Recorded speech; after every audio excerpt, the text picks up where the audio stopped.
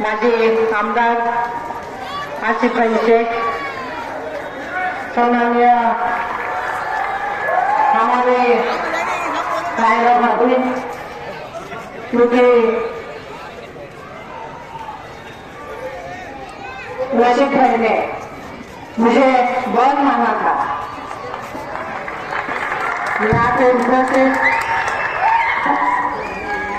जे काही आपले प्रश्न आहेत ते निश्चितपणे आपण सोडवू असं मी आपल्याला शब्द देते। मी कर्मभूमीची भरपूर सेवा केलेली आहे, जन्मभूमीची सेवा करण्याची मला संधी द्या। भाजप सरकार आल्यानंतर ते आरक्षण त्यांनी रद्द केले। त्याचप्रमाणे पंचायत समितीच्या ज्या काही शिफारसी आहेत त्याच्यानुसार आपल्या संपूर्ण कम्युनिटीमध्ये चांगल्या पद्धतीने विकास हा आपण करू शकतो। आपल्या नेते राहुल जाहीरनाम्यामध्ये 5 न्याय आणि 25 भरोसे त्यांनी दिले। त्याच्यामध्ये महिलांसाठी जी गरीब कुटुंबातली महिला आहे तिला एका वर्षामध्ये 1 लाख रुपये डायरेक्ट तिच्या खात्यामध्ये जमा होणार।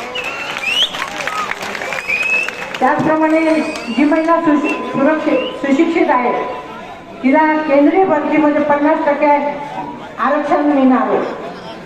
अंगणवाडी सेविका, त्याचप्रमाणे आशा वर्कर असेल, मध्यान्ह भोजन करणारी महिला असेल, तिच्या मानधनामध्ये दुप्पट वाढ होणार आहे।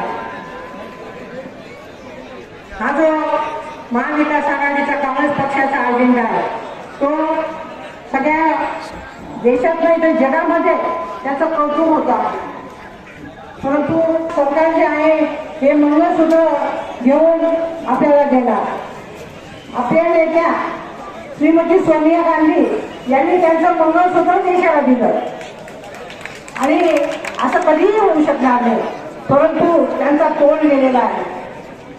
हे नरेंद्र मोदींना हीच वेळ आहे की त्यांना घरी बसवण्याचं आणि स्थिर सरकार हे महाविकास आघाडी सरकार त्या ठिकाणी देऊ शकेल। जो स्थिर सरकार है वो महाविकास आघाड़ी शासन ही दे सकेगा।